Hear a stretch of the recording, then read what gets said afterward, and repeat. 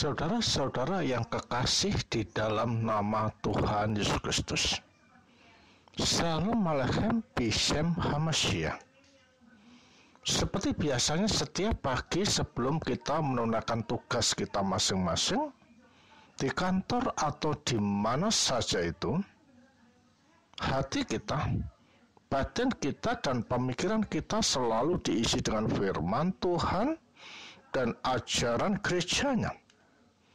Tujuannya adalah agar supaya kita mempunyai cakrawala pandang yang luas, iman tak tergoyahkan, sehingga kita menjadi orang Kristen yang bertanggung jawab dan siap sedia setiap saat untuk menjawab pertanyaan-pertanyaan orang yang tidak paham tentang ajaran Kristen. Dengan paparan dan penjelasan yang lugas serta jelas, maka orang akan mengerti bahwa orang Kristen ini atau iman Kristen ini bukan iman yang sembarangan, tetapi berdasarkan wahyu yang dari atas. Saudara, sebagaimana kita ketahui bahwa iman Kristen, terutama tentang Tritunggal Maha Kudus, itu sering disalahartikan. Itu sering disalahpahami. Bahkan di antara orang Kristen itu sendiri juga sangat sulit untuk menjelaskan tentang Tritunggal Maha Kudus. Pada saat ini, kita akan mencoba membahas tentang Tritunggal Maha Kudus sebagaimana yang diyakini oleh gereja awal, yaitu gereja Ortodok. Iman Kristen percaya kepada Allah Tritunggal dan kepada Yesus Kristus, Sang Firman Allah yang datang dan keluar dari Allah sebagai penebus dosa-dosa dan juru selamat umat manusia. Demikianlah normatifnya standar kepercayaan seorang yang disebut sebagai Kristen. Di luar dari kepercayaan ini dianggap bukan lagi kekristenan yang sejati. Akan tapi pertanyaan seperti apa dan bagaimana Allah Tritunggal itu selama ini menempati rekor kekaburan dalam pemahaman dan penjelasan jutaan umat Kristen. Mereka lebih sedang bersembunyi di balik pernyataan, aku beriman kepada dogma itu, tetapi bukanlah iman tidak perlu penjelasan lagi. Cukup kita imani saja, titik. Atau ada pula pernyataan seperti Tritunggalnya Allah itu adalah tiga: Allah Bapa, Allah Anak, dan Allah Roh Kudus, yaitu Tuhan Yesus Kristus itu.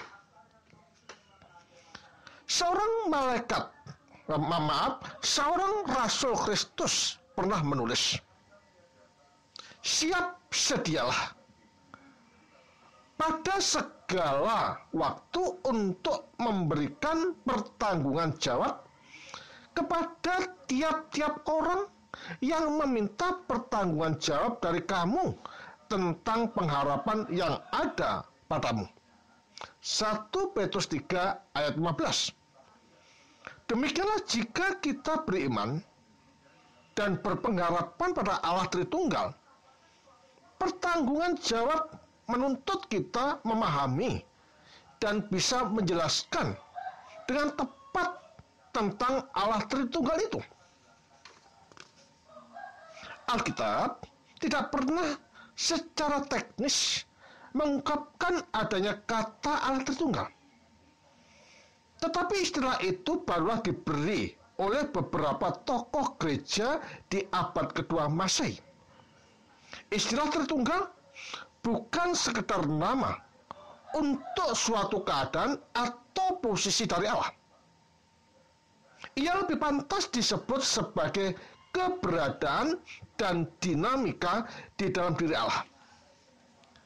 Maka disinilah letak kesulitannya. Karena sebagian besar orang Kristen tidak bisa menjelaskan keberadaan dan dinamika dalam diri Allah itu. Bahasan yang kita sedang ungkapkan ini adalah bertujuan membantu menjelaskan keberadaan dan dinamika dalam diri Allah. Pemikiran yang menjadi pembentuk pemahaman Allah Tritunggal dalam bahasan ini berasal dari kekristenan Timur. Memang di sanalah segalanya bermula. Arius pada tahun 325 menolak firman Allah diperanakan secara kekal dari diri Allah. Dan Makedonius pada tahun 381 Masehi menolak Roh Kudus dihembuskan secara kekal dari dalam Allah. Kedua pemahaman pemicu istilah yang melahirkan konsep gereja tentang dogma pertamanya dan yang terpenting yaitu dogma Tritunggal Maha Kudus. Sudah menjadi takdir Allah. Maka sejak awal kekristenan berkembang dalam lingkup kebudayaan Yunani.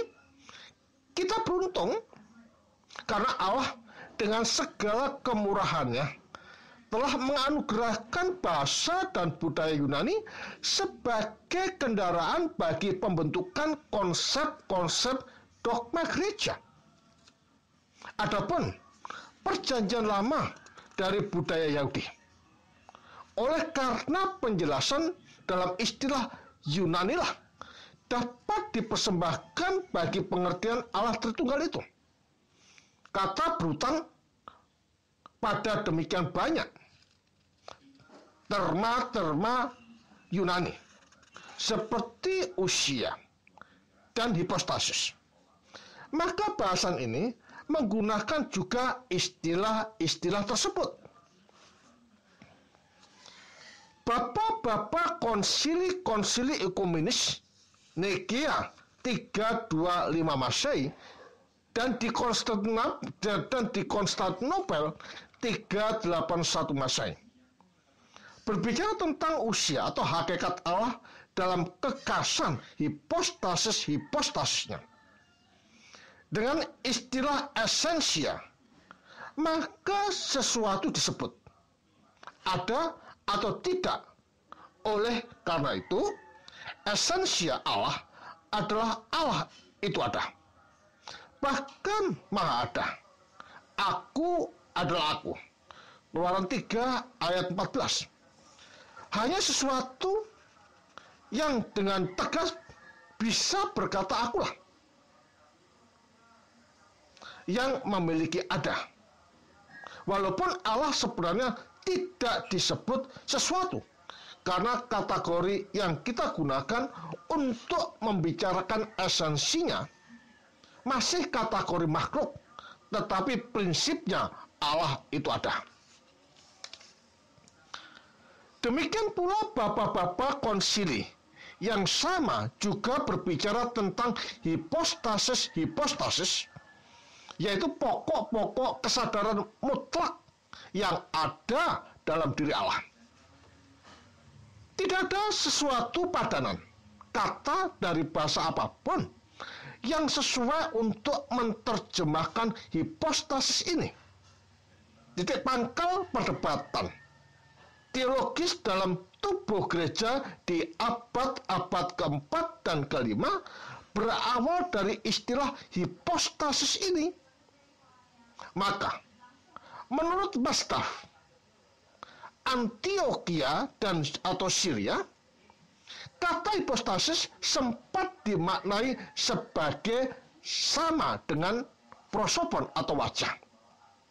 Yang nantinya ketika istilah itu diterjemahkan ke dalam bahasa Latin disamakan dengan kata persona atau pribadi.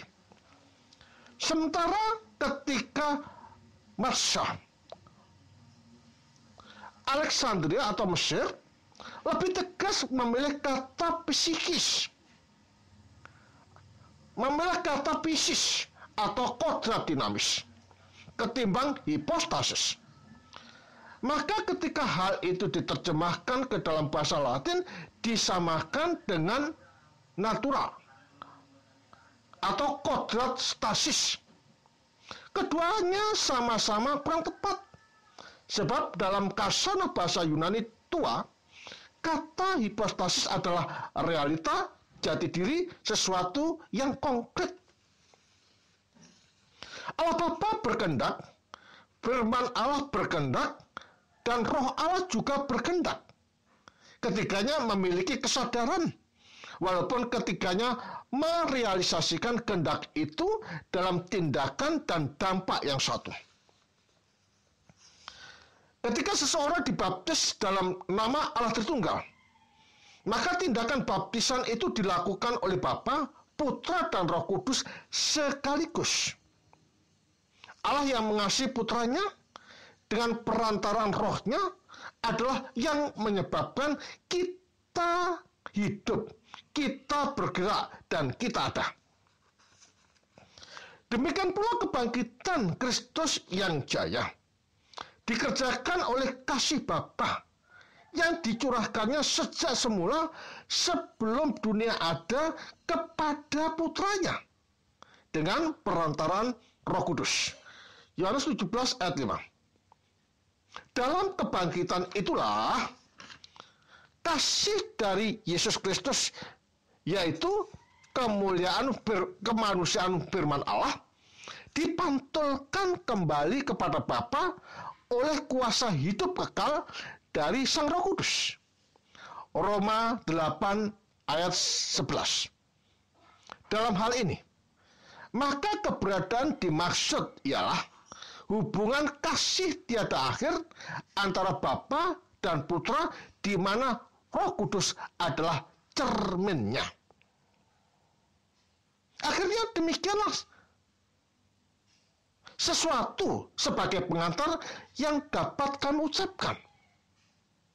Maka tiba saatnya kita akan masuk di dalam pembicaraan kita tentang Tritunggal Maha Kudus yang dipegang teguh dan diyakini oleh gereja awal dari dulu sampai sekarang. Kemuliaan bagi Sang Bapa, Sang Putra, Sang Roh Kudus. Amin.